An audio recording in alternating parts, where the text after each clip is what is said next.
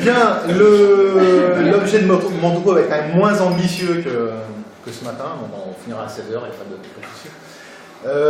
Alors j'ai choisi de me centrer sur les changements en fait, qu'il y avait eu par rapport à une période qui est particulière et qui, à gauche, fait souvent l'objet un peu d'une mythification, avec un retour à un âge d'or qui est les 30 Glorieuses. Et moi, mon idée, c'est de fournir des éléments pour montrer que les évolutions qu'il y a eu, non seulement constituent une espèce de fuite en avant d'un système qui n'arrive pas à trouver d'équilibre, mais en plus rendent impossible tout retour en arrière. La configuration fait que ce n'est pas possible. Alors, les différentes questions que j'ai relevées, qu'on peut se poser, est-ce que c'est une crise financière? C'est toujours l'argument, est-ce que c'est la faute de la finance ou est-ce que c'est l'instabilité du système qui est en cause? Est-ce que, c'est un peu la même question, est-ce que c'est une crise là du néolibéralisme, de la nouvelle configuration? Ou bien est-ce que c'est le capitalisme qui exprime sa crise intrinsèque d'une certaine manière? Bon, je vous dis, voilà, est-ce qu'il y a un retour en arrière possible, notamment aux 30 Glorieuses? Et on verra aussi, est-ce que c'est une crise de débouché, est-ce que c'est une crise de la finance? Bon, voilà différentes questions. Alors, je recommence avec des éléments qu'on a vus ce matin, et pour essayer de pouvoir après ensuite un peu plus les illustrer. L'idée de départ sur qu'est-ce qui fait que le système est fondamentalement en crise permanente, disons que des crises ressurgissent de manière périodique, c'est la contradiction fondamentale entre le caractère social de la production, simplement pour aller travailler le matin, ça nécessite des milliers de travailleurs, en fait, ceux qui ont le pétrole, le conçoivent, etc., et la propriété privée des moyens de production, qui font qu'une décision individuelle d'un producteur va avoir des conséquences sociales, typiquement les salaires. Quelqu'un qui déciderait, pour des raisons de profit, de rentabilité, de baisser les salaires à son échelle, ça a une conséquence et ça impacte la demande de manière générale dans d'autres entreprises.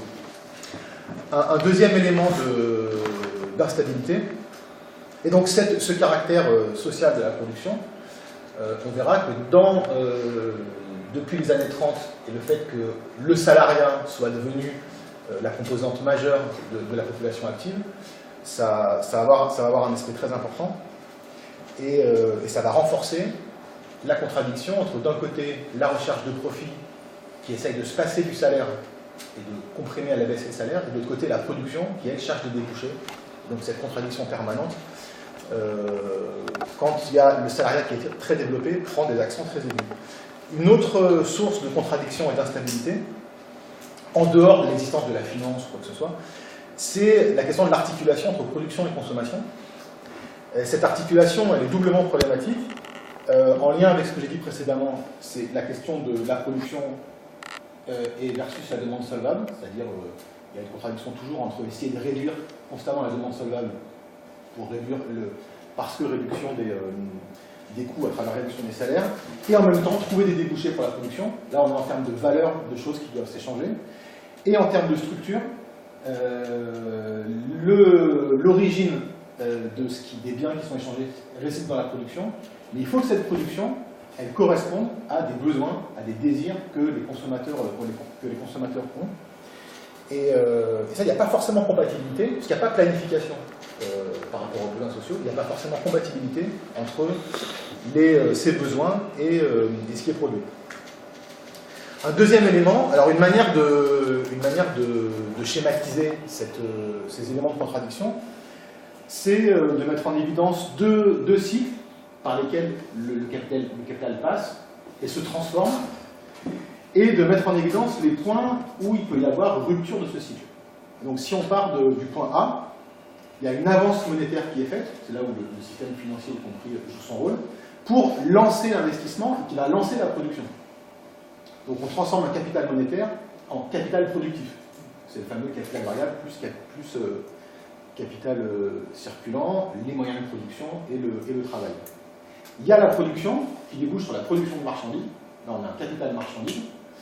Et la vente. Avec, comme il y a eu plus-value, la vente débouche sur A', qui est un capital. On revient au capital monétaire avec une somme supérieure à ce qu'on était parti au départ. Là, c'est le circuit de la production. On part d'un capital monétaire, il y a transformation dans la production, on revient à davantage de monnaie qui va être ou réinvestie, si les taux de profit sont jugés suffisants, ou bien qui est toujours tenté de trouver un chemin plus court vers la valorisation, qui est le circuit financier, et qu'on voit, c'est la petite, qui correspond à la petite tête du bonhomme, et qui a un côté fonctionnel, on l'a vu ce matin, qui est d'abord de faire l'avance, et typiquement un prêt bancaire, le capital à intérêt, est dans le circuit financier, le banquier prête, reçoit des intérêts en retour, et là, c'est la partie de la circulation du capital. Il y a l'illusion que le capital s'engendre lui-même sans devoir passer par la production. Et ce circuit financier, c'est aussi toutes les opérations de spéculation. J'achète une maison pour la revendre, j'achète un hangar pour le revendre, j'achète une action pour la revendre. Tous les mécanismes qui, entre guillemets, permettent de faire une plus-value, alors ça ne crée pas de valeur, hein, mais quelque part de récupérer davantage de capital monétaire que ce qu'on a vu au départ. Ça, c'est la version, entre guillemets, fonctionnelle. Mais ce qui est important, c'est que la valeur est effectivement, on l'a vu ce matin, créée dans le cycle de production. Et là où il y a possible contradiction et crise potentielle, c'est que le capital a toujours la tentation d'éviter la production. Parce que c'est risqué, parce qu'on ne sait jamais si le capital marchandise va être vendu. Et c'est là où le circuit AA', c'est-à-dire capital porteur d'intérêt direct, va prendre de l'ampleur, et on le verra surtout dans une situation où le capital a du mal à trouver des investissements rentables. Et donc il y a une masse de capitaux qui va chercher un endroit où aller, ça va alimenter des bulles spéculatives. Et donc là, voilà pour situer les deux cycles, qu'on appelle AA' et puis APA', qui peuvent se disjoindre avec toujours le cycle donc AA' qui tend à devenir autonome, et l'effondrement des bulles spéculatives, c'est simplement un rappel tout bête, qui est que la valeur, elle est créée dans le cycle de production, et que tout ce qui constitue les outils financiers sont quelque part des droits de tirage sur la richesse qui est produite. Si à l'échelle d'une société, il y a 10 000 euros, les actions sont valorisées à 10 000 euros, si à un moment donné, je veux rendre effectif ce droit de tirage de 10 000 euros sur la richesse qui est produite, si en face, il y a moins de 10 000 euros, il n'y a que 5 000 euros de richesse, nécessairement, ces actions vont se dévaloriser pour recorrespondre à la richesse réellement créée. C'est simplement ça, le mécanisme d'effondrement d'une bulle financière. C'est à un moment donné un rappel tout bête que la valeur se crée dans l'espace de la production, et qu'il peut y avoir, pour différentes raisons, le cours des produits financiers qui s'écarte durablement de la rentabilité réelle de cette affaire-là, et à un moment donné, il faut dévaloriser régulièrement ce capital, puisque ça ne correspond pas à une richesse réelle. Sur le côté comptable de cette affaire, puisqu'on va parler de valeur ajoutée, on va voir un peu des stats, la comptabilité, en gros, calcule ce qu'on appelle la valeur ajoutée, qui est la valeur qui est ajoutée par l'entreprise si on enlève ce qu'on appelle les consommations intermédiaires. Par exemple, un boulanger, pour faire du pain, il a besoin de farine, de différentes choses qui ne sont pas comptées dans la valeur finale. Il n'a pas créé la valeur de la farine, il a créé simplement la miche de pain. Cette valeur ajoutée, elle est répartie grosso modo en deux, salaire et profit.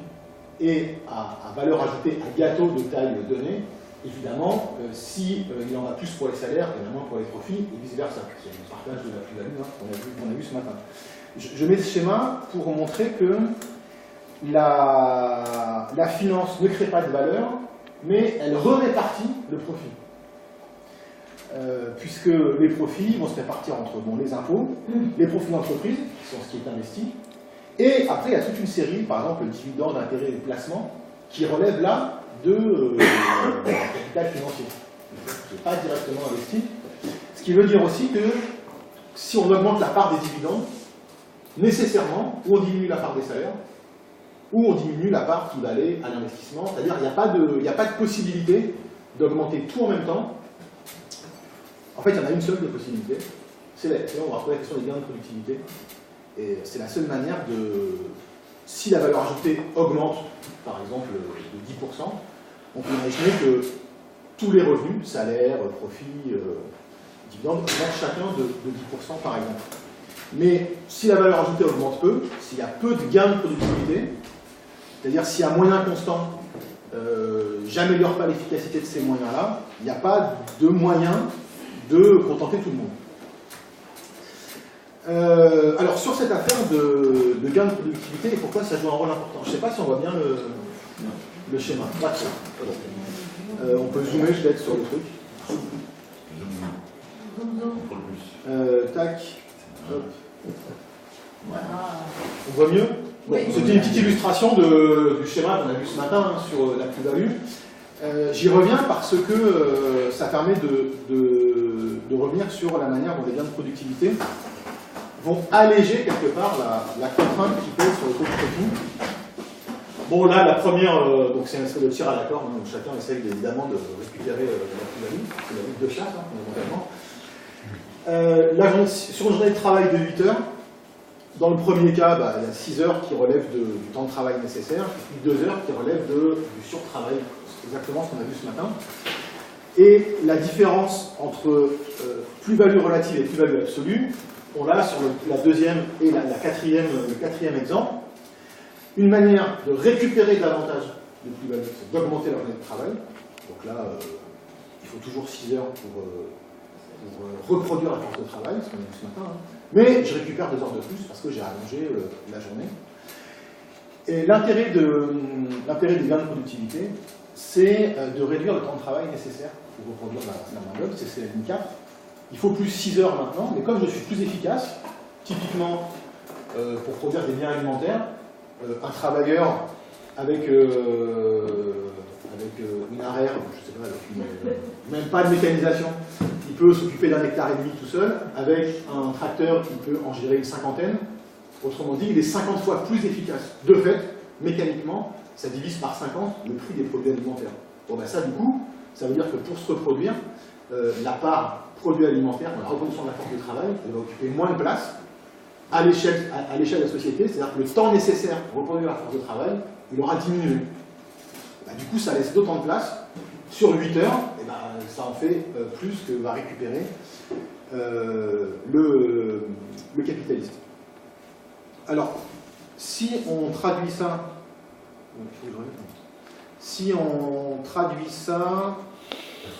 avec la petite formule qu'on a vue ce matin sur l'équation de la baisse tendancielle, F11, j'ai essayé, alors c'est une tentative que j'ai faite entre midi et 2, hein, de repositionner ce qu'on avait vu ce matin. Si on a des forts gains de productivité, un des intérêts, c'est qu'on augmente le taux d'exploitation, du coup, puisque la plus-value est plus importante par rapport à la valeur du salaire. Alors ce qui est important, c'est que c'est une équation qui s'exprime en valeur, pas en volume ou en quantité de choses. Ça a son importance parce que, par exemple, on le verra, hein, augmenter le taux d'exploitation, ça peut simplement passer par baisser le coût du travail. Donc restaurer le taux de profit, c'est ce qui a été évoqué ce matin, comprimer les salaires à la baisse, peut permettre de retrouver du profit en absence d'une efficacité meilleure de la production. S'il y a de forts gains de productivité, si je produis des choses de manière plus efficace, par exemple, avec 100 travailleurs, je produis 1000 voitures, si avec ces 100 mêmes travailleurs, pour différentes raisons, je peux en produire 10 000, de fait, le prix de la voiture est divisé par 10. Autrement dit, et ça c'est pareil pour tous les biens capitaux, ça veut dire que la partie capitale, la partie moyen de production qui rentre dans le système de production, ces biens sont rendus moins chers relativement au travail. Donc du coup, quand il y a fort gain de productivité, ça allège quelque part la tension à la baisse de taux de profit. Pourquoi? Parce qu'ici, ça augmente, du coup, et ici, ça tend à diminuer. Donc on a un taux de profit qui augmente dans l'idéal. Quand il n'y a pas de gain de productivité, c'est-à-dire le cas opposé, ici, on a les deux. Voilà, ça augmente un peu tout de suite. On a une augmentation du dénominateur et on a une baisse du numérateur. Donc là, on est clairement dans le cas typique de la baisse tendancielle de taux de profit. Il faut lire hausse à la place de baisse. J'ai fait un copier-coller malheureusement. Puisqu'on n'a pas ce mécanisme de production plus efficace, donc de baisse des biens qui sont utilisés pour produire. Et alors pourquoi c'est important d'avoir un peu ça en tête? Parce que ça va permettre de comprendre quelque part l'espèce de logique qui est derrière à la fois les 30 glorieuses, on est sur la gauche du tableau, fort gain de productivité, et à la fois le capitalisme néolibéral, où on est à de faibles gain de productivité. Et donc le taux de profit va être restauré notamment par la pression des salaires, et on va voir qu'il va se produire des choses un peu bizarres sur le plan de... Donc j'ai remis ça pour dire, en cas de hausse de la productivité, la valeur ajoutée augmente, il y a entre guillemets ce qu'on peut appeler des marges de manœuvre qui permettent de contenter les capitalistes et les travailleurs pour peu qu'il y ait, on le verra, un système de règles qui assure la répartition de la plus-value. Bon, là, j'ai fait un schéma, on pourra y revenir plus tard, sur l'influence de la hausse de la productivité. Et qu'est-ce que ça a comme impact sur les salaires, les prix et les bénéfices. L'idée, c'est que la hausse de la productivité permet une espèce de cercle vertueux où tout le monde peut y trouver son compte. Alors, une fois qu'on a dit ça, je trouve intéressant de rappeler la trajectoire, un peu les grandes tendances du capitalisme depuis 1929. Pourquoi 1929? Puisque c'est pas la première grande crise du capitalisme, il y en a eu d'autres, mais c'est la première qui a une caractéristique particulière, c'est la première dans un régime où le salariat constitue la majorité aux États-Unis, c'est pas le cas encore dans tous les pays à l'époque, mais constitue la majorité de la population. Alors pourquoi ça change fondamentalement la manière dont le capitalisme peut trouver ou pas un équilibre? C'est que quand le milieu dans lequel le capitalisme se développe est hétérogène, et que voisine par exemple et du salariat et de la petite production, de l'autoconsommation, ce genre de choses, la flexibilité à la baisse des salaires est plutôt équilibrante pour le système, puisque l'essentiel des revenus distribués ne provient pas du salaire. Et notamment, quand il y a une flexibilité, les salaires baissent, il persiste cette petite production, cette autoconsommation, et le fait que les salaires baissent permet de restaurer une rentabilité pour l'appareil productif et pour le capital, et de relancer l'accumulation.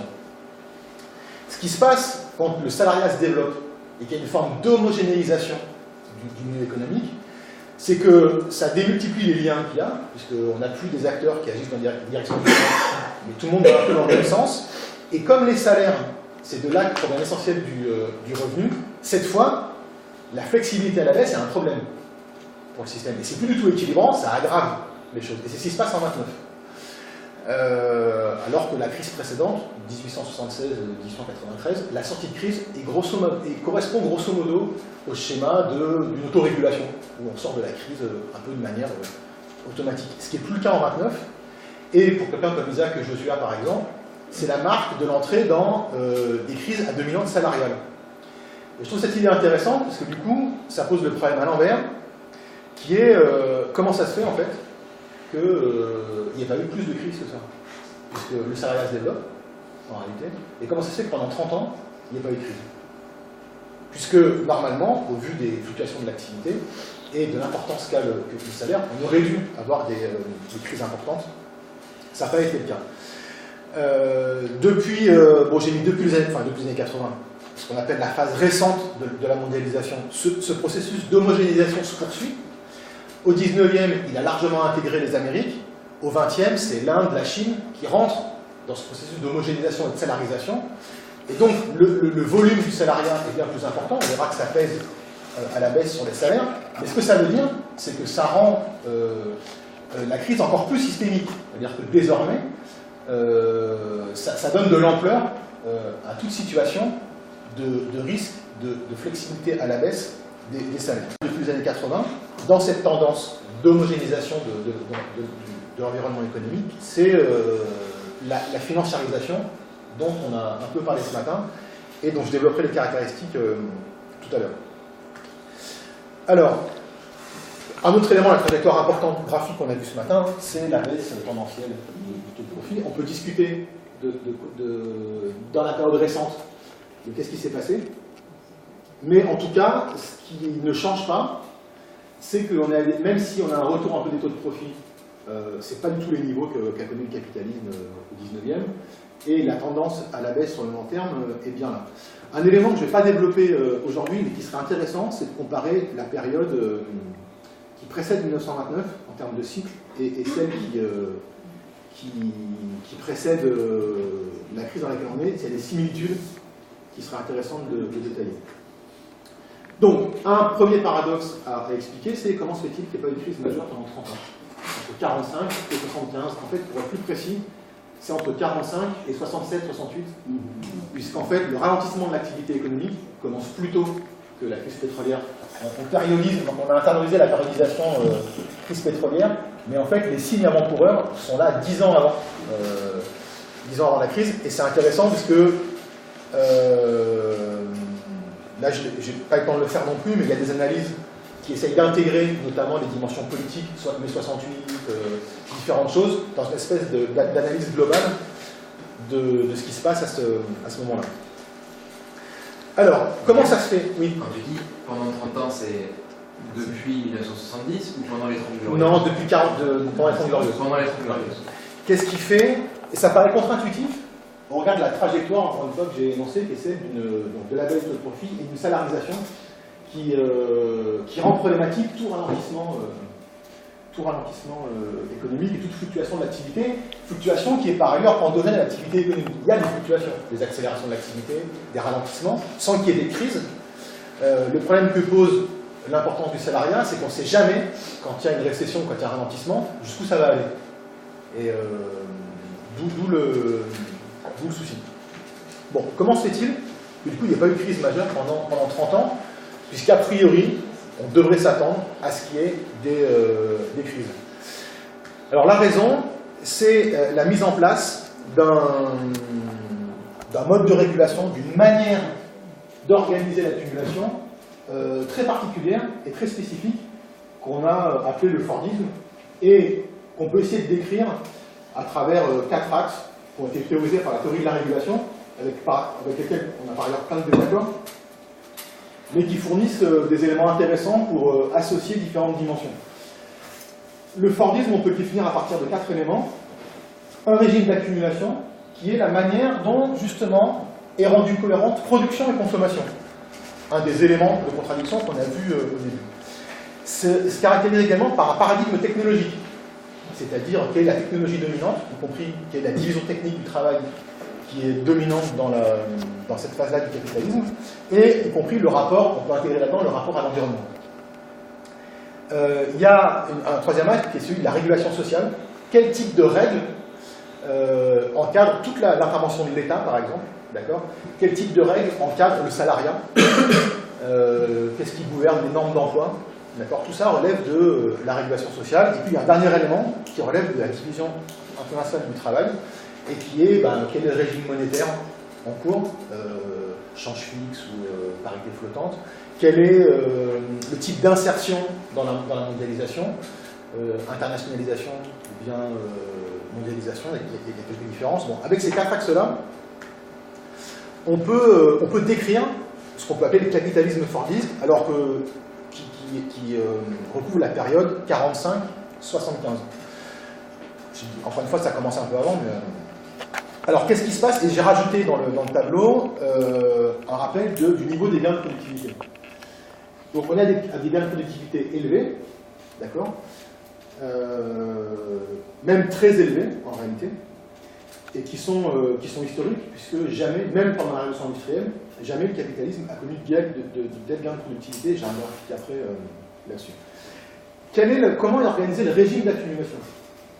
Il est organisé avec ce qui est central, c'est la production de biens industriels, et du côté de la consommation, c'est l'équipement des foyers en biens industriels. Donc il y a une cohérence, pour le coup, en termes de structure de consommation, il y a une cohérence entre ce qui est produit et là où sont réalisés les gains de productivité, de forts gains de productivité dans l'industrie, et c'est les biens industriels justement que les personnes achètent pour équiper le logement. Alors c'est, j'ai pas mis, mais c'est les courbes d'équipement des ménages. Très vite, jusqu'aux années 75, on a 80% des ménages équipés en lave-vaisselle, le frigo. Quand je parle de biens d'équipement, c'est ça qui se passe à cette période. C'est la voiture individuelle, donc ça, c'est un élément. Bon, j'ai remis ce qui se passe pour... je me suis amusé à remettre ce qui se passe du coup pour l'équation du taux de profit, hausse du taux d'exploitation et puis baisse de la composition organique. Quel est le paradigme technologique? Le paradigme technologique, c'est celui du taylorisme, c'est-à-dire une division très forte du travail et un contrôle ouvrier par la direction, y compris un contrôle du savoir-faire, une parcellisation des tâches, et dont le fer de lance de cette affaire, c'est le secteur automobile.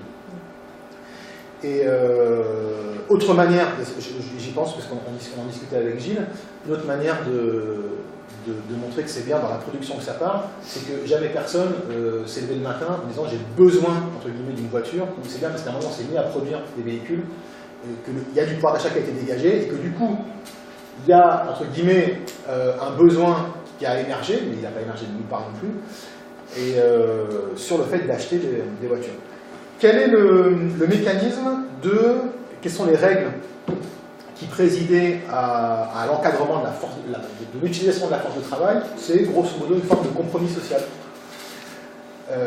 qui repose sur un élément important qui est le salaire est vu comme un élément de la demande. Et donc, comme il y a des gains de productivité, comme il y a un rapport de force, je me suis essayé un petit schéma synthétique après, comme il y a un rapport de force qui est important, ça a permis une partie de la plus-value soit redistribuée, une partie des gains de productivité, soit redistribuée sous forme de hausse de salaire, donc c'est un mécanisme d'indexation des salaires et de progression quasi automatique des salaires jusqu'en 83. Le fait que le salaire soit considéré comme un élément de la demande, c'est cohérent avec un mode d'insertion sur le marché international qui relève de l'internationalisation. C'est-à-dire, il y a des échanges entre zones nationales bien délimitées. Il y a des taxes aux importations, il y a des mécanismes de protection, des barrières douanières, des barrières tarifaires, qui font qu'on a des marchés nationaux bien identifiés, marchés nationaux sur lesquels le salaire joue son rôle d'élément de la demande. Ce qui va changer, on verra, dans les années 80 avec la mondialisation. Excuse-moi, le choc Oui. pétrolier, il joue en rien. Parce qu'on nous en rabat les oreilles comme quoi c'était le début de l'apocalypse. Ouais. Bah en fait l'apocalypse a commencé avant. L'apocalypse a commencé avant. Le choc pétrolier va simplement rajouter une couche sur les coûts de production et, entre guillemets, va rendre à une échelle importante, entre guillemets, c'est le déclencheur, quelque part, de la prise de conscience de ce qui se passe, mais la dynamique de ralentissement des gains de productivité et de chute du taux de profit, parce qu'à partir de 67-68, aux États-Unis, il y a vraiment une chute, on reprendra le graphique éventuellement, elle commence bien avant. Donc oui, si on nous rebat les oreilles avec le choc pétrolier, c'est un hasard non plus, ça correspond à une grille d'analyse de la crise, dont on a parlé ce matin, à l'idée que les crises, c'est des chocs exogènes. Le système est à l'équilibre, et puis il y a un truc qui se passe, un choc pétrolier, à cause encore une fois de ceux qui se battent, encore une fois, il y a encore des Arabes qui se battent, forcément, on retrouve toujours les mêmes, et ça y est, bim, ça nous met dans la crise incontournable. Bon, si c'était que ça, en réalité, on aurait trouvé, le capitalisme aurait trouvé des niveaux d'accumulation et de croissance. C'était juste la hausse c'était juste le choc pétrolier.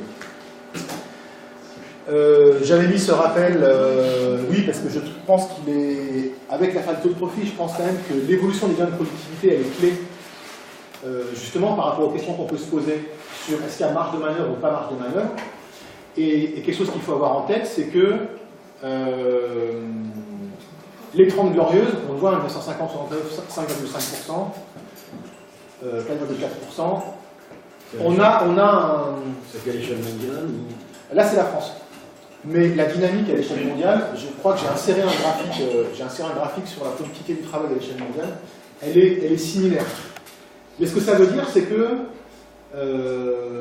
on ne raisonne pas de la même manière en 2012-2014 avec 1% de gains de productivité par an sur la période, c'est-à-dire chaque année pendant 4 ans, que s'il y en a 5. Si, je vous remets le petit schéma du partage. Si il y a 5% de gains de productivité chaque année, ça veut dire qu'à moyen de production équivalent, nombre de travailleurs, quantité de machines, etc., on produit chaque année 5% de plus de biens et services, donc on distribue chaque année 5% de plus de revenus global. Donc les différents revenus peuvent progresser chacun au rythme de 5%, il y a une forme de cohérence et de logique. Quand c'est 1% de progression, là c'est plus la même. D'accord ? Et évidemment, ça tend un peu la question de la répartition de la plus-value. Et donc il ne s'agit pas simplement de convaincre les capitalistes qu'ils mènent des politiques aberrantes, si de toute façon il n'y a pas de profit pour eux. Alors, j'ai tenté ce schéma. qui essaye de montrer... j'ai essayé de faire la même chose pour la phase néolibérale du capitalisme, j'ai un peu échoué. En fait, je l'ai fait pour essayer de montrer à quel point la période des 30 Glorieuses, elle est exceptionnelle. Sur le plan historique, c'est une parenthèse. Et il faut le prendre comme ça, davantage que comme un âge d'or qu'on pourrait retrouver. Et je pense que c'est important parce que derrière les débats qu'on peut avoir, alors c'est pas pour forcément se démarquer, hein, mais c'est pour comprendre la logique des alliances. L'idée du retour aux 30 Glorieuses, c'est l'idée d'un retour à un capitalisme à la papa, c'est-à-dire un bon capitalisme qui investit dans l'industrie. Et c'est cohérent avec l'idée de la France insoumise de chercher des alliances avec les industriels, pas avec la fraction financière de la bourgeoisie, mais avec la fraction industrielle Thales, Dassault, ou c'est Montebourg. C'est ce même, il y a la tentative de créer un bloc politique interclassiste qui s'appuie sur la fraction industrialiste contre la fraction financière chez les capitalistes. C'est ça qui est derrière toutes les sorties sur, toutes les sorties de Mélenchon sur les industriels, et puis cette recherche d'alliance, parce qu'il y a l'idée qu'on pourrait retrouver en fait ce mécanisme vertueux du Fordisme, c'est-à-dire cette espèce de... où tout était cohérent. Alors pourquoi c'est un contexte qui est exceptionnel? D'abord parce que on sort d'une situation de double rattrapage qui est inédite. Il y a les destructions des deux guerres. Alors, il faut en 30 ans, quand même, il faut mesurer ce que ça signifie quand je dis que c'est une parenthèse historique. En 30 ans, c'est une crise économique où il y a une quantité de capital qui a été détruite très importante, et c'est deux guerres. Là aussi, on a... Donc ça veut dire quoi? Ça veut dire qu'au sortir de cette situation-là, ça ouvre la possibilité, de fait, pour le capital, d'un double rattrapage. Rattraper la tendance de croissance d'avant la crise et d'avant la Première Guerre, et pour les pays européens industrialisés hors des États-Unis, c'est un rattrapage technologique de l'avance des États-Unis. Donc ça ouvre des possibilités de valorisation pour le capital très importantes. Alors, la place de ce rattrapage, elle est discutée à l'origine des gains de productivité, ça fait partie du débat économique, mais c'est indéniablement un élément qu'on ne peut pas oublier. Si on veut retourner à cette période, il faut se recoltiner à ce moment-là, une crise économique monstrueuse et deux guerres mondiales. Non, mais ça fait quoi des débats qu'on avait ce matin? Mais il faut prendre le tout. On ne peut pas prendre juste les gains de productivité et les hausses de salaire, il faut prendre l'ensemble de la période. Une deuxième raison pour laquelle c'est une situation inédite, c'est le rapport de force. Le sortir de 45, qui est indéniablement en faveur des travailleurs. C'est pas d'un coup les capitalistes, ils se disent vraiment, ils sont dans la misère, on va quand même faire un petit effort, d'accord? L'image qui traîne un peu sur Ford, là, je vais augmenter les salaires, comme ça ils pourront acheter des voitures, c'est pas du tout ça, c'est parce que personne ne voulait bosser dans son usine. Et donc il y a un rapport de force qui est important. Et ce rapport de force, il était inédit, c'est-à-dire qu'il a fallu quand même désarmer des milices et compagnie, il y a des armes qui circulent, et ça n'en est plus, d'accord, c'est plus du tout la même situation. Un troisième élément, bon, donc il y a la question des gains de productivité. Un troisième élément qui fait que la parenthèse est inédite, c'est ce qui se passe au niveau international. Et notamment le fait que, même si assez tôt dans les années 60 ça se termine, il y a un État qui est en position de domination, quelque part, et qui est capable, en gros, de dire voilà comment doit être l'ordre international, c'est les États-Unis. C'est plus du tout le cas aujourd'hui. Il y a une contestation de cette hégémonie-là, et ce qui est un facteur, du coup, à l'époque, de stabilité. Quelle que soit la direction qui était donnée au niveau international, de fait, cette hégémonie-là était stabilisatrice. Plus des relations monétaires qui étaient assez stables, et une répartition impérialiste qui faisait qu'il y avait des zones où on allait, ce qu'on a vu, qui fonctionnait comme contre-tendance à la baisse de profit, où on va chercher et de la main-d'œuvre et des matières premières à moindre coût, ce qui est une manière de faire baisser les coûts d'utilisation des moyens de production et de retirer plus de plus-value. Normes de consommation, équipement des ménages et production de biens industriels. Je crois que c'est trois éléments qui font que ça paraît improbable de retrouver cette configuration-là. J'ai détaillé un peu sur la gauche les caractéristiques de ce compromis salarial, et puis le fait que l'État joue un rôle important en termes de secteur public. Moi je ne reviens pas sur l'ensemble du secteur qui était nationalisé, avec la mise en place de politiques industrielles. D'accord ? Bon. Voilà, schéma avec l'objectif de... On a là une photo de quelque chose qui est inédit à l'échelle de l'histoire récente, à l'échelle de l'histoire récente du capitalisme. Du coup, pour employer les mots de Joshua, le Fordisme a fonctionné, et si on refait le lien avec l'affaire de salariat, comme un modérateur de la flexibilité à la baisse. Autrement dit, quand il y avait c'est-à-dire que tout ce qui était transferts sociaux, tout ce qui était secteur public, fonctionnait comme élément de soutien à la demande. Encore une fois, quand il y a ralentissement économique, quand il y a tentation à la baisse de la masse salariale, ce qui va soutenir la demande, c'est les revenus de transfert, grosso modo, et l'ensemble de la production qui est nationalisée. Donc c'est des mécanismes de soutien de la demande globale, le temps que l'activité repart. C'est par ailleurs ce qui explique que la France a été moins touchée que d'autres pays par la crise de 2007-2008 qui s'est déclenchée aux États-Unis. Là, on a redécouvert les fonctions stabilisatrices des transferts sociaux. Enfin, on a redécouvert. Donc, du coup, la régulation fordiste est en somme une réponse temporaire à l'actualité de la crise à dominante salariale. La tendance, c'est bien celle-là, c'est-à-dire le risque que les salaires ne remplissent plus leur fonction d'achat de ce qui est produit. Et temporairement, voilà ce qui a été trouvé comme assemblage dans une configuration très particulière. Le truc, c'est qu'à un moment, ça s'arrête cette affaire. D'accord ? Alors pareil, il y a des débats sur les raisons pour lesquelles ça s'arrête. J'ai tenté une petite synthèse de cette affaire-là. Ça s'arrête principalement pour deux raisons. Il y a un ralentissement des gains de productivité.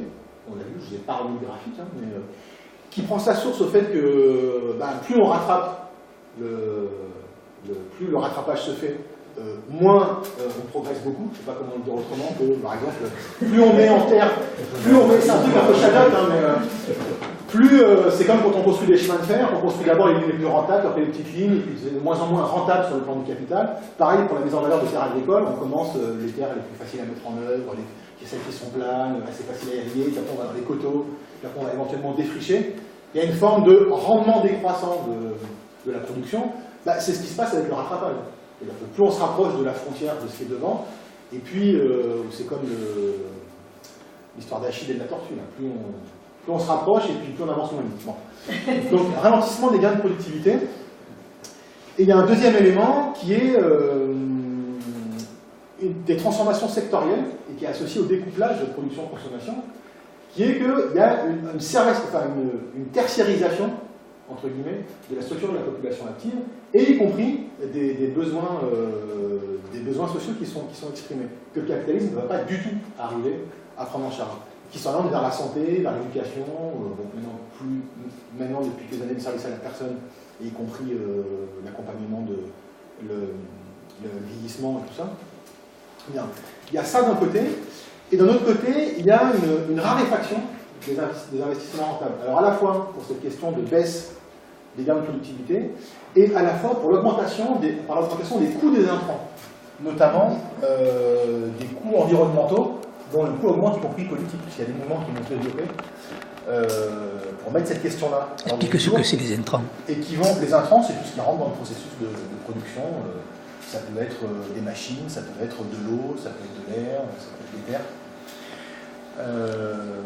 Donc il y a une forme de ciseau quelque part entre une augmentation des coûts de la production et une production qui ne génère pas de gain de productivité et qui perd son efficacité. Donc le modèle fordiste s'épuise. Du coup la question c'est comment ça peut continuer en fait. C'est le deuxième paradoxe. C'est-à-dire le premier coup c'est pourquoi il n'y a pas de crise. Maintenant le truc a l'air de s'arrêter. Il y a un ralentissement des gains de productivité. Il y a quand même une chute du taux de profit. Et alors certes il y a la crise pétrolière, mais pourquoi on n'a pas un atterrissage global de l'économie, un ralentissement vraiment extrêmement fort de la production. Enfin, si on avait... Alors, il y a eu un ralentissement, mais il n'y a pas eu d'atterrissage à la hauteur de la chute des taux de profit. Alors, il y a eu un moyen, c'était le chômage, qui s'est développé pour une raison, on va le voir. Comment ça a pu continuer? Le capitalisme a trouvé une réponse. Hein. On trouve souvent des réponses. La question, c'est qui paye le prix des réponses. Hein. C'est pas tant qu'ils n'en trouvent pas, c'est sur le dos de qui ça se fait. Et je ne vais pas dévoiler, je ne vais pas spoiler la fin de l'histoire, c'est que je dis que grosso modo, ça s'est fait sur le dos des salariés quand même. Donc, si jamais vous êtes surpris. Donc, face à la baisse des taux de profit, il a fallu que le capitalisme récupère quelque part ce qu'il avait bien concédé dans un contexte très particulier, où le rapport de force était ce qu'il était. Et donc, il y a eu un démantèlement progressif de la régulation fordiste. Donc c'est, alors là je ne vais pas faire l'historique de ça, mais c'est les privatisations, c'est dans tout ce qui est, c'est le retrait de l'État en termes allocation des ressources, c'est-à-dire l'État producteur, d'accord, qui va se retirer de toutes les entreprises nationalisées. La réponse de la phase néolibérale, ça va être de celle de tenter de restaurer les profits, mais par le haut de l'équation, c'est-à-dire en comprimant les salaires, et donc en faisant en sorte que dans le peu de surplus de valeur ajoutée produite chaque année, de comprimer la part des salaires pour qu'il y en ait davantage qui aillent au profit. Ça va s'est allé, et on va le voir, c'est assez impressionnant, jusqu'à l'extinction de l'épargne, notamment aux États-Unis. Le taux d'épargne est proche de 0, alors qu'il était de 10% à peu près. C'est-à-dire, en fait, le système va trouver une solution pour soutenir la demande, même quand les salaires baissent, en développant des mécanismes pour permettre la consommation, malgré le fait que les salaires soient plus... malgré que les salaires aient été comprimés pour restaurer les taux de profit. Donc ça veut dire décourager l'épargne, et ça veut dire fondamentalement développer le crédit. Et c'est là où on va se retrouver dans la situation du petit bonhomme avec la tête qui grossit, où cette fois-ci, le circuit A' de la finance va tenir à bout de bras le système. Donc sa fonctionnalité change, ça reste fonctionnel. C'est pas du tout quelque chose qui est anormal, y compris pour quelqu'un comme Immanuel Wallerstein. Cette financiarisation, elle est propre à toutes les phases B des cycles longs Kondratief. Et il faudrait reprendre, je ne l'ai pas fait, mais notamment dans la crise de 29, il y a ce même mécanisme de financiarisation, avec la même baisse des taux d'épargne par exemple. Il y a une configuration qui est un peu différente, mais on retrouve des choses similaires en termes de financiarisation. Alors qui se décline de trois manières. Développement du pouvoir actionnarial, donc avec une partie du profit qui va être redistribuée au profit des actionnaire, donc distribution de dividendes. La création monétaire et la dette, qui va rajouter un élément d'instabilité, puisque ça va accroître les éléments de crise systémique, puisque ça rend plus épais, plus fort les relations entre sphère financière et puis l'économie réelle, la production.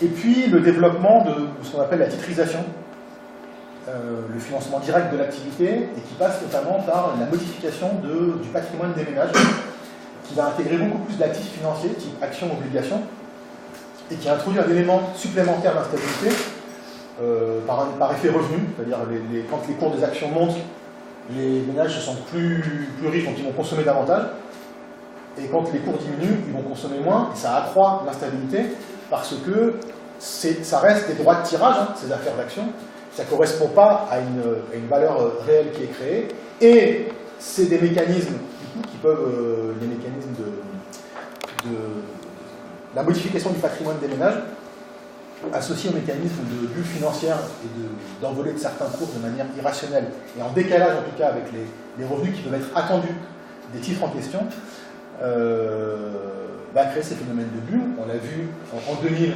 avec la bulle Internet aux États-Unis, ça a été l'immobilier en 2007.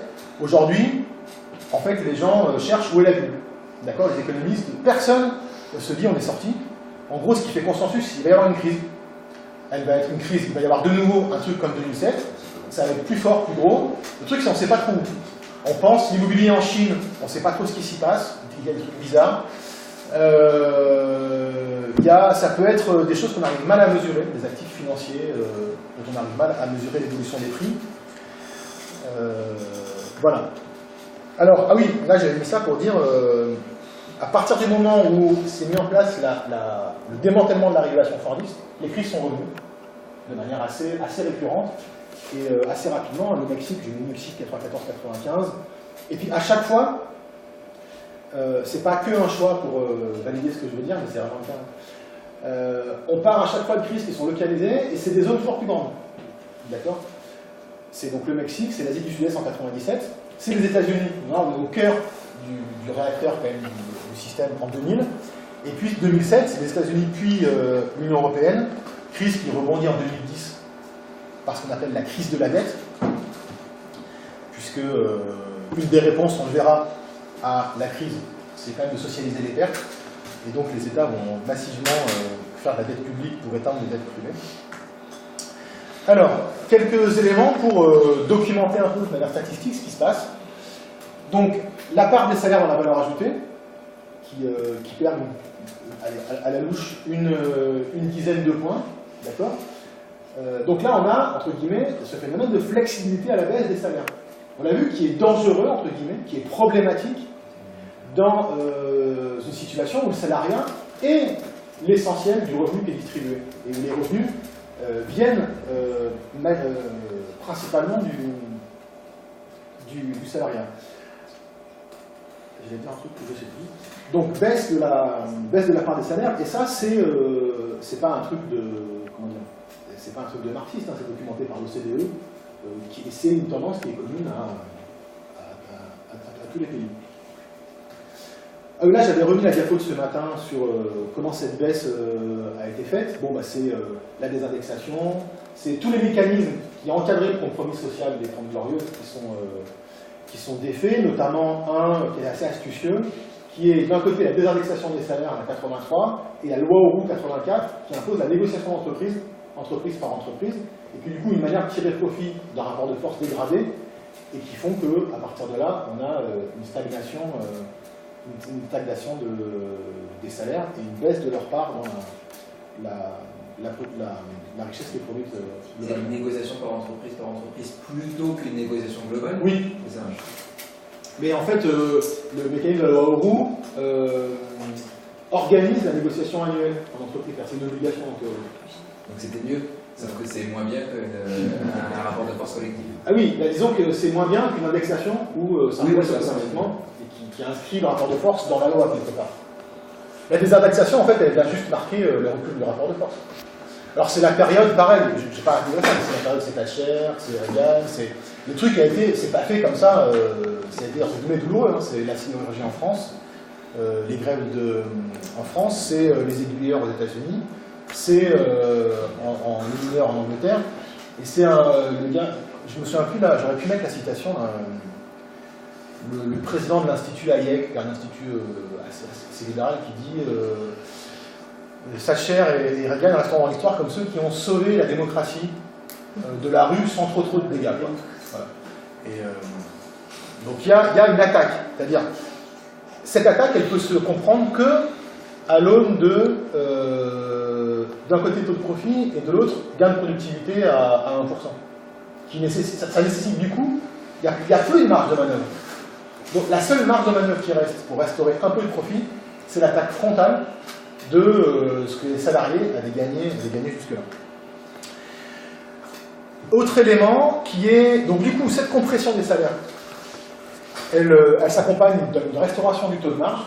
Je ne rentre pas dans le débat, est-ce que le taux de profit réaugmente ou pas. Une partie du débat repose sur comment calculer le taux de profit et est-ce qu'on intègre le taux de profit du secteur financier ou pas. Et il y a un débat là-dessus. Bon. Mais ce qui est important dans le graphique aussi, c'est qu'après avoir chuté un peu, le taux d'investissement se maintient. Donc il y a quand même augmentation du stock de capital, il y a quand même accumulation de capital, d'accord, malgré une baisse drastique du taux de profit et l'absence de gains de productivité. Alors cette restauration des profits, elle est peu utilisée pour l'investissement, on le voit. Alors un élément d'explication, je ne vais pas rentrer dans le détail, c'est que les entreprises vont utiliser cette restauration pour se désendetter. pour racheter leur action. Donc on n'est pas dans l'investissement productif, on est davantage dans l'investissement, mais je laisse ça de côté pour l'instant. Pourquoi j'ai mis ça? Oui, si. C'est que si on comprime les salaires et que l'investissement ne redémarre pas énormément, qui stagne, de fait, ça veut dire que s'il y a eu restauration de profit en comprimant les salaires, ils sont allés quelque part. Et ils sont allés aux autres acteurs, notamment les dividendes. D'accord? Et ce qui va permettre de verser des dividendes, c'est le fait que le faible taux d'investissement et le fait que les salaires aient vu leur part dans la richesse créée qui a énormément diminué. Alors cette hausse des dividendes, elle est une des caractéristiques, une des manières de repérer ce qu'on appelle la financiarisation. Qu'on peut grosso modo, j'aurais pu rajouter un troisième tiré qui est le niveau de l'endettement comme élément de la financiarisation. C'est donc la part des dividendes dans la valeur ajoutée. Les dividendes, contrairement à ce qu'il y a en dessous, on est dans la production. C'est une part du profit qui est répartie, qui ne va pas à l'investissement, mais qui va ailleurs. Dividendes qui vont être consommés ou épargnés. Et un élément important du soutien à la consommation, c'est la surconsommation des hyper riches, qui vont consommer leurs dividendes. Les épargnent aussi. Donc là, le luxe porte très bien. En gros, rapidement, hein, la consommation a été maintenue, on verra, le graphique est assez éclairant, malgré la compression des salaires, par la surconsommation des riches et l'endettement des pauvres qui ont consommé à crédit. Mais c'est aussi du profit non investi, parce qu'effectivement, ils ne trouvent pas d'investissement rentable. Un deuxième élément de la financiarisation, c'est la hausse de la capitalisation boursière. Là, on est dans le virtuel. On est dans le virtuel parce que j'en ai déjà parlé. La capitalisation boursière, c'est la somme de la valeur des actions du CAC 40 à un moment donné. Bon. Là, on n'est pas... Alors, c'est censément, c'est une anticipation des revenus futurs. C'est-à-dire, normalement, le cours d'une action, il est guidé par le fait que j'anticipe que cette action va générer un revenu. Donc, si l'entreprise, en gros, son activité fait que les revenus générés sont en augmentation, il y a une cohérence à ce que le cours de l'action augmente, parce que je peux espérer de ce titre, de cet actif-là, des revenus futurs. Mais ça reste un droit de tirage non réalisé sur la production. Le cours d'une action peut très bien passer, j'achète une action 100 €, j'en ai 10, j'ai un patrimoine de 1000 €. Si le cours de l'action double, pour des raisons qui m'échappent en partie, mon patrimoine double, passe à 2000 €, okay. Et puis si ça s'écroule, en 2000, j'avais acheté des actions des startups d'internet et compagnie. Si tout s'écroule et que ça tombe à 1 € et que mon patrimoine est à 10 €, formellement, il ne s'est rien passé. D'accord? Le problème arrive quand je veux réaliser ce droit de tirage et que je veux du numéraire, de la monnaie en échange. Et du coup, quand il y a des actions qui ont supposément un rendement de 9%, même 5%, et qui par ailleurs les gains de productivité sont à 1%, où on trouve là il y a un problème. Et il y a un décalage complet, c'est pas possible. Car c'est pas possible durablement. C'est possible momentanément que l'un qui perd et l'autre qui gagne, parce que c'est un jeu à somme nulle, hein, ça ne crée pas de valeur cette affaire. Mais c'est impossible. Et aussi bizarre que ça puisse paraître, ça choque à peu près personne. D'accord? C'est l'illusion de l'autonomie du circuit A à prime, c'est-à-dire la monnaie qui fait de la monnaie elle-même. D'accord? Bon, j'ai de la valeur créée. Oui, donc je dis c'est impossible que les revenus répartis soient supérieurs à la valeur produite. D'accord? Si les revenus.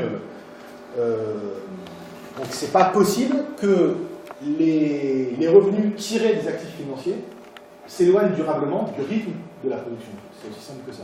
Et si ces droits de tirage sont supérieurs à la valeur de la production, et bien régulièrement, il faut dévaloriser ce capital financier. Et c'est principalement ce à quoi on assiste. Alors ça passe pas que par dévaloriser le capital financier, parce qu'il y a un lien avec l'économie réelle. Derrière, c'est des faillites, d'accord? C'est des hangars qui ne fonctionnent plus. C'est des ponts qui sont arrêtés en Thaïlande en 1997, qui sont arrêtés en cours de construction.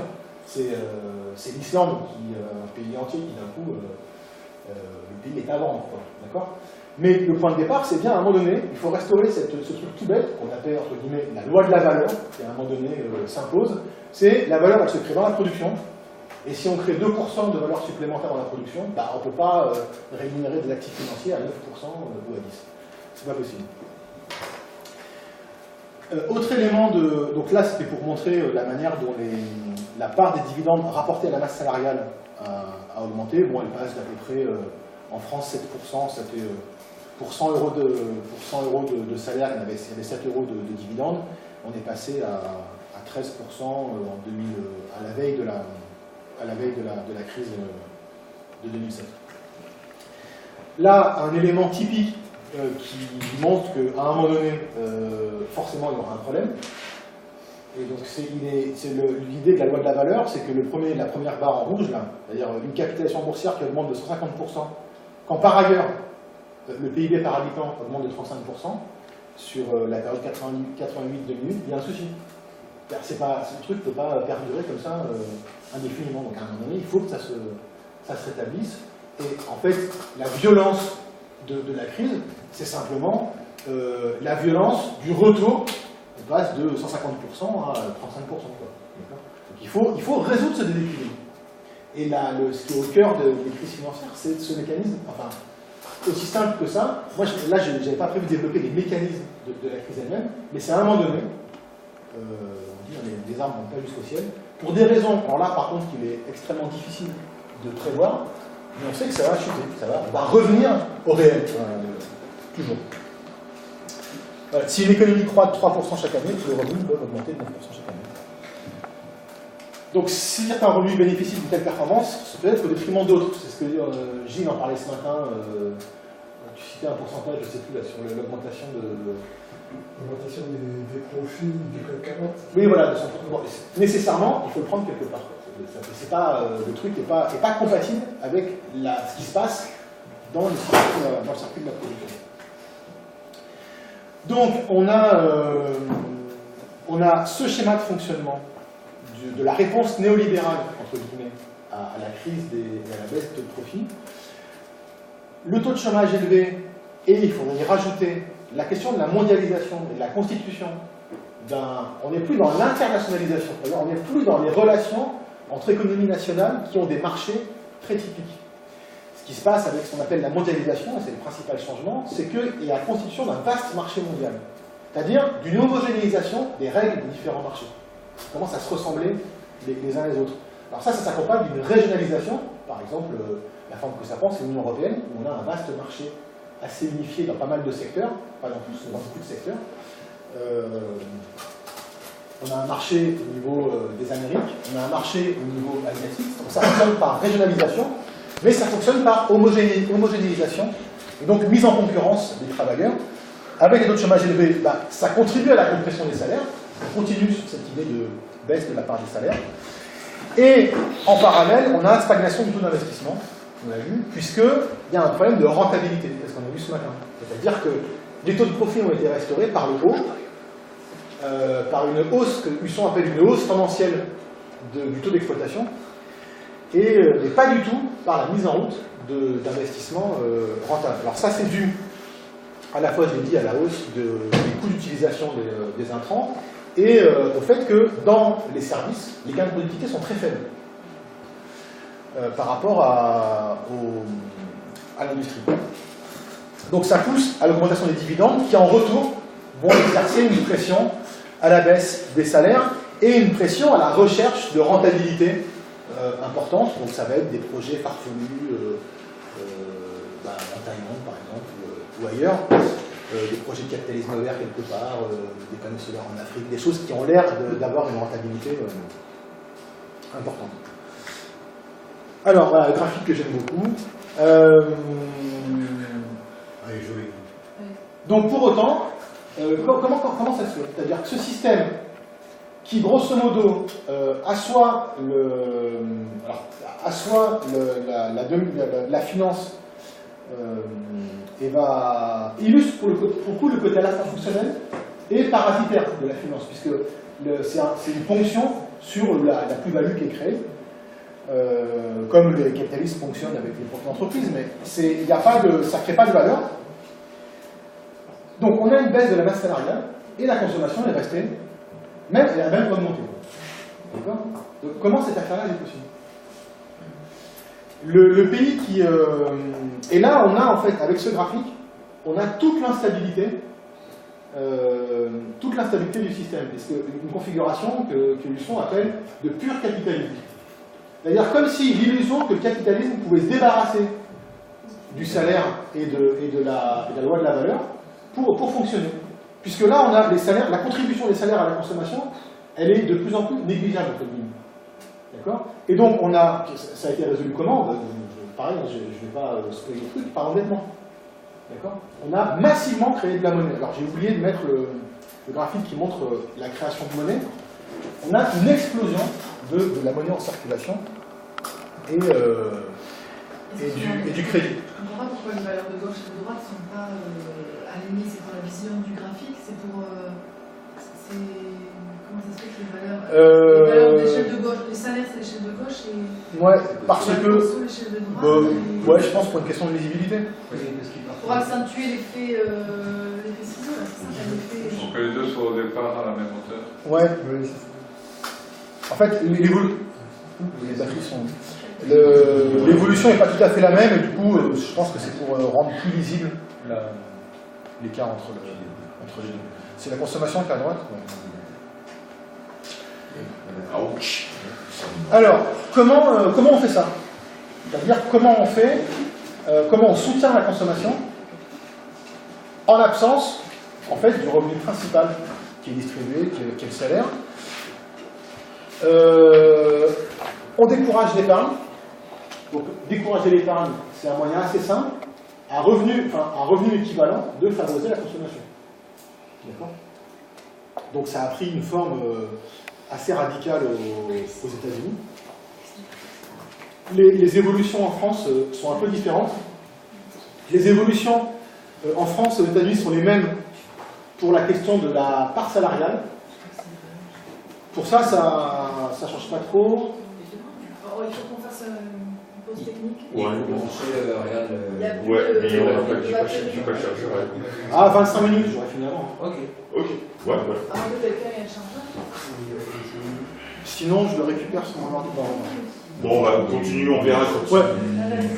Mais j'ai...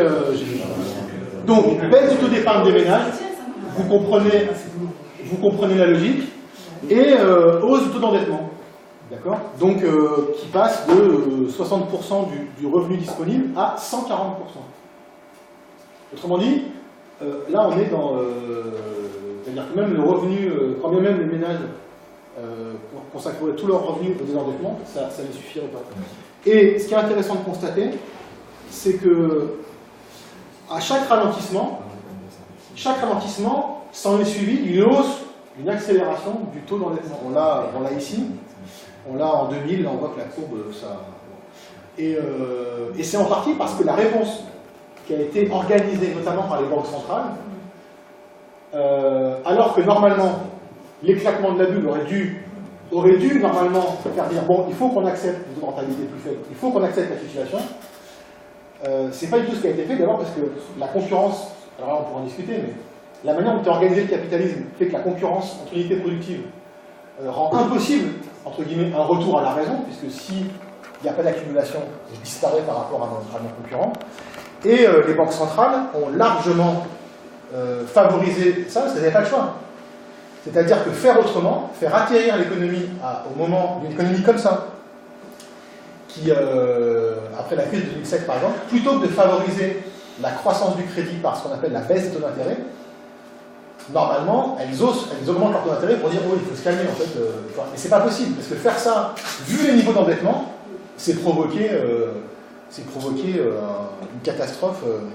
Si on ajoute à ça, au niveau international, les relations compliquées sur lesquelles on prend vraiment des questions entre la Chine et les États-Unis, c'est une option impossible. Donc, la seule option, c'est comme en vélo, quoi. C'est la fuite en avant, en espérant, en reportant, en fait, en repoussant les problèmes. Pourquoi le vélo? Et parce que je crois que c'est le truc, tu sais, où si tu n'arrêtes pas de pédaler, bim, tu te casses la figure. Bon, l'image n'est pas... Et 2007, pour le coup, c'est simplement la crise de 2000 aux États-Unis qui n'a pas été digérée. Ou quelque part, après la crise de 2000, la Fed, la Banque centrale, organise un afflux massif de liquidités qui va construire une bulle. D'accord ? Et pourquoi aujourd'hui on se dit où est la bulle? C'est qu'en fait, il y a eu, le mécanisme a continué, hein, y compris la BCE a baissé ses taux et a massivement racheté et financé les États, racheté ce qu'on appelle des obligations d'État, pour injecter de la monnaie, en gros, injecter massivement de la monnaie dans l'économie. Et comme il n'y a pas d'investissement rentable pour être réalisé, bah, cette monnaie est allée alimenter des bulles. Maintenant, savoir où est la bulle, on verra bien. En général, on voit quand elle éclate. Bon, j'ai retenté. J'ai retenté un petit schéma pour. L'idée, ce que je voulais montrer, c'était que là où. Peut-être je peux prendre celui d'après. Là où on avait des gains de productivité qui assuraient en fait la progression, consommation, production et le côté entre guillemets cohérence de cette affaire, dans le modèle d'accumulation néolibérale qui est voué à des crises récurrentes de rappel à l'ordre du réel, c'est la financiarisation qui porte, comme on disait ce matin, hein, qui porte à bout de bras puisqu'il n'y a pas de gain de productivité qui permet de dégager des profits et du revenu. Donc il y a poursuite de l'accumulation à un rythme un peu plus faible, mais par contre avec une instabilité largement accrue. Et si on rajoute à ça d'autres facteurs d'instabilité... Je vais passer un petit peu vite parce que sur la... Non, après. Voilà. Ah, je ne sais pas pourquoi j'ai mis bien production de l'industriel, c'est un copier-coller. L'idée, c'était d'arriver à mettre en... Je ne suis pas satisfait de la manière dont j'ai schématisé le truc. Je voulais essayer de faire deux schémas un peu parallèles pour les deux phases, en essayant de montrer que le cœur de l'accumulation, en fait, c'était déplacé. Et qu'on était dans une situation où c'est une accumulation qui est soutenue par l'endettement. Et donc qui est insoutenable en réalité. Endettement et plus largement la question de la titrisation, la transformation y compris des dettes en titres financiers qui peuvent s'échanger. Et le développement du financement par l'émission de titres, type action-obligation, qui va en fait accroître l'instabilité, puisque c'est des actifs qui sont très fortement soumis à spéculation et à bulle spéculative. Je pensais terminer avec ça. J'ai rajouté d'autres éléments que j'aurais pu développer. La manière dont le système bancaire se développe et qui, du coup, se développe avec des fragilités internes propres au système bancaire, avec des mécanismes qui visent pour les banques à faire disparaître une partie du crédit qu'elles ont émis, à le faire disparaître quelque part, pour pouvoir continuer à émettre du crédit en respectant les quelques règles que leur imposent les États. Je n'ai pas développé, y compris par des graphiques, la réponse des banques centrales, notamment par la baisse des taux qui a favorisé la poursuite de l'endettement.